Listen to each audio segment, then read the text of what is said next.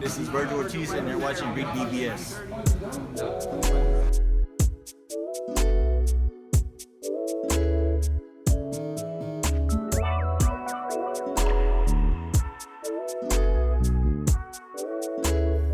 REED-BBS.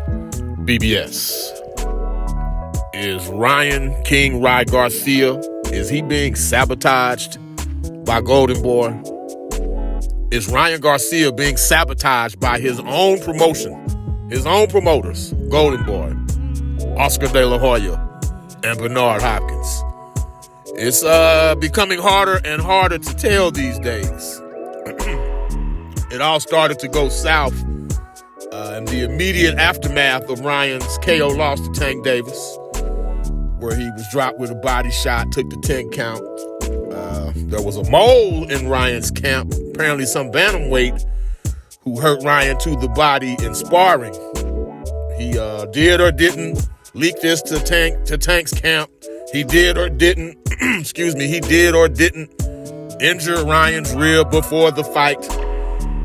And Tank did or didn't know all of this in advance, and of course, stopped him that way.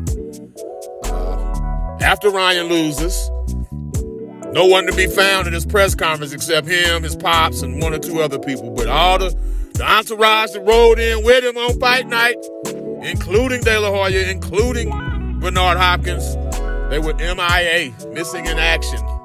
Now, there was some lame shit about Bernard being banned. I could never find out who banned him and for what reason he was banned from the post-fight press conference. And De La Hoya said that he had received a death threat. Now, in the T-Mobile Arena that night, pretty sure, I'm not part of the security team, but I'm pretty sure anyone in that building that night that had a gun on them or the capability of killing Oscar De La Hoya or attempting to, I'm pretty sure they were all paid to be there to begin with, i.e. they were cops or hired security.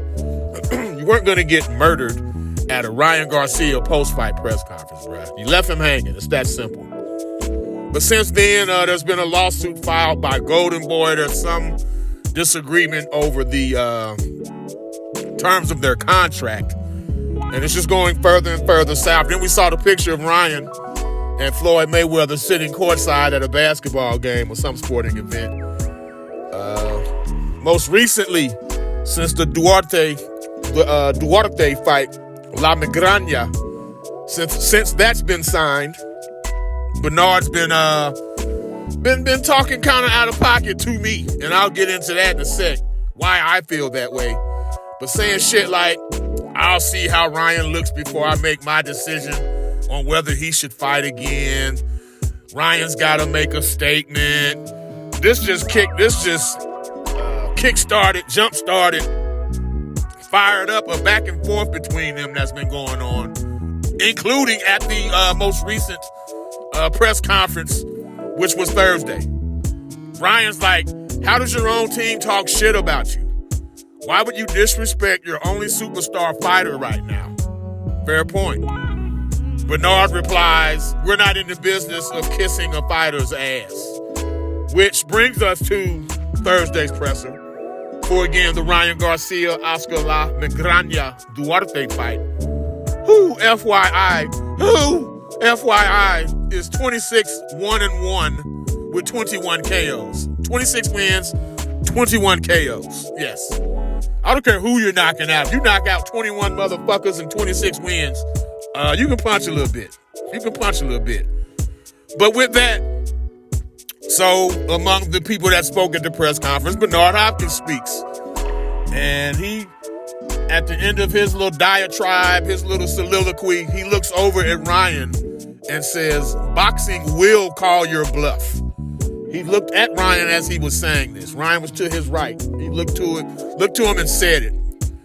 Of course, Ryan sat back, took it, because he was going to have his turn on the mic. And yes, Ryan, I've always liked him a little bit. I like him even more after this presser.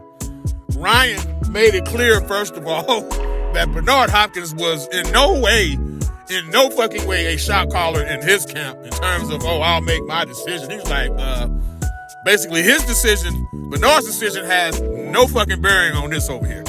None whatsoever. He then threw Bernard's white boy comment in his face when Bernard shamefully said to Joe Calzaghe's face, "I will never let a white boy beat me," or "I'll never lose to a white boy," something to that effect. And then, of course, he lost to Calzaghe in a decision. And then years later, Joe Smith, a white guy, not only beat Bernard, but knocked his ass out of the ring and out of boxing. That was Bernard's final fight. Ryan mentioned that as well, the white boy comment and the fact Joe Smith knocked him out of the ring.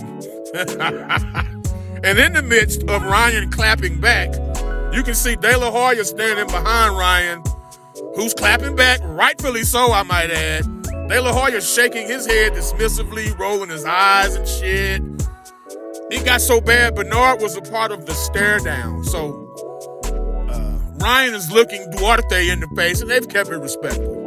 You know, for one, Ryan don't speak Spanish, and Duarte doesn't seem to know English. So to the degree that they're even trying to size each other up, it's just merely physical. There's no words of verbiage between them at all. But here's Bernard, as Ryan and Duarte are standing eye to eye. Bernard is standing behind Duarte, looking at Ryan, saying some shit. And then Bernard even pushes Duarte closer to Ryan, trying to gas it up. Like all up in the video, all in the interludes, on some Suge Knight shit almost. To which Ryan, in the post-fight, he's like, in all the other ensuing interviews, he's talking about it being a toxic relationship, a bad marriage, which it is. Makes you wonder why Golden Boy is even entertaining it. Or are they sabotaging him? Guy with a big KO record, aggressive style. It's almost like Bernard is the bad cop, and he's saying and doing the shit that the good cop, De La Hoya, can't do or just won't do. Like, to this day, I don't quite understand Bernard's role with Golden Boy. Like, what is his official title? What is his official capacity? Because all I see him do is make shit messy. And fucking with Ryan Garcia days before his fight, his comeback fight, to me, that's bad business, and it only makes sense if they're trying to sabotage him. We'll lace you up tomorrow with a pre-fight video, prediction video for Ryan Garcia, Oscar La Migraña Duarte, REED-BBS, BBS, Blackbird Sugar, Bachelor's in Boxing Studies, Televisión, Fred Sanford of the Fistic Arts. When all is said and done, there's nothing left to say or do.